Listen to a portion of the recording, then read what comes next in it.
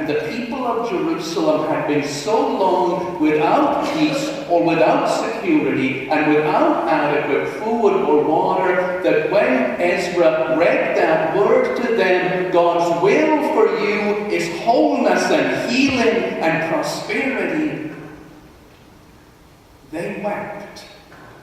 They wept for joy.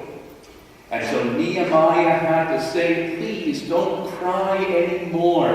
This is the day when the dream has returned to you, and you must go out, enjoy this life. And if you have any left over, give it to those who do not. This is the restoration of God's dream.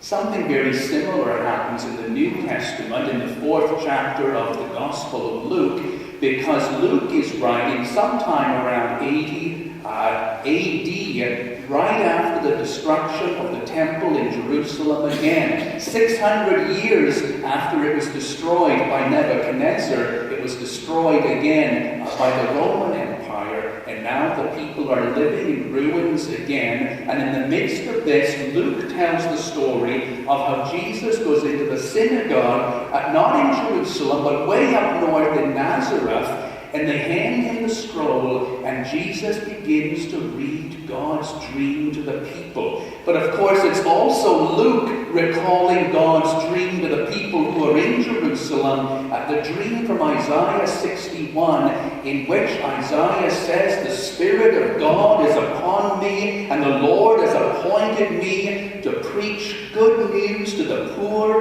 freedom to the captives, sight to the blind, hope to those who are hopeless, and salvation to all. Again, bringing back this dream that says we don't have to live in rubble or ruin. God's dream for us is to live with wonder and beauty and joy and every good thing. Luke recognized that the people had forgotten the dream. The people had forgotten who they were and how wonderful they were and how precious they were in God's sight. And so Luke says to them in this story about Jesus, remember the dream. And dream God's dream alongside God and live God's dream and strive to see that God's dream is fulfilled in your life. And now we come to us. And the question and challenge I put out to all of you is this. Do you remember what God's dream is? In the midst of living your daily life, in the midst of facing daily challenges that sometimes drag you down and make life really hard, do you remember what God's dream is for you and for your whole life? The dream that one day humankind will live in peace, and there will be no warfare, and there will be no poverty, and no hunger, and nobody will live in fear or with threat. That's God's dream. And God wants to see that dream fulfilled through you and how you live your life. That's who you are. People of the dream. You know, in 5 weeks, our annual meeting is coming up. And sometimes in churches, when you say annual meeting, the response of people is less than enthusiastic. I can't imagine why that is. People say, oh, great, the annual meeting. I can't wait. Sometimes it's because when a church comes to its annual meeting, they think it's a meeting about the budget, and about the gas bill, and the hydro bill, and fixing the roof. And I have to tell you this, nobody's soul is stirred. Nobody's spirit is set on fire by hopes of paying the gas bill. And I want to tell you that when we meet in 5 weeks for our annual meeting, we aren't meeting to talk about the budget. We are going to meet to relive God's dream. We are going to gather together and we are going to say, we saw God's dream, we took God's dream into our hearts, we lived God's dream out in our lives, and we are going to live God's dream in the future. The dream that one day there will not be a hungry child anywhere in the world. There will not be a mother who worries that her children are going to be victims of a military invasion. We live that out. We have this dream that there will be sufficient fresh water for all the people in Haiti, and medical care, and security, and the hope of a future which makes them realize that rebuilding is not done in vain, but that rebuilding has a purpose. We want to restore the vision that those people have of a meaningful future.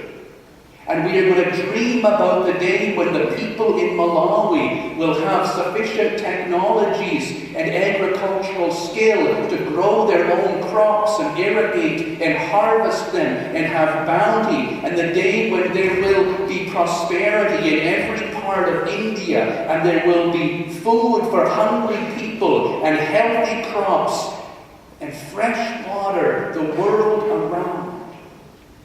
We have this dream that one day every girl in Afghanistan will receive an education and be empowered by it, that there will be peace in the Middle East, that there will be freedom and joy and wholeness and restoration for all of creation.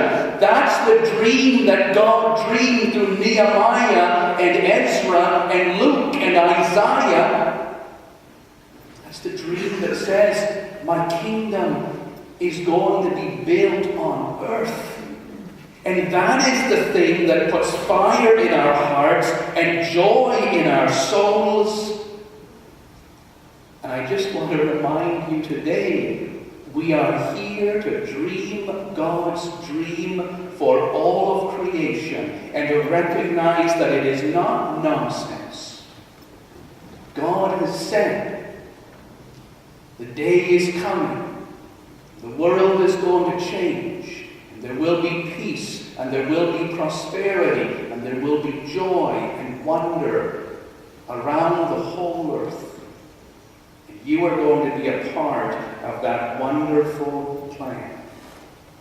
Just in this past week, I saw a little bit of God's dream fulfilled in view. I have to say that when I went and asked how much money have these people given for the restoration of Haiti, how surprised I was to see that very early last week you had already given over $11,100. And I went back to my office and I cried.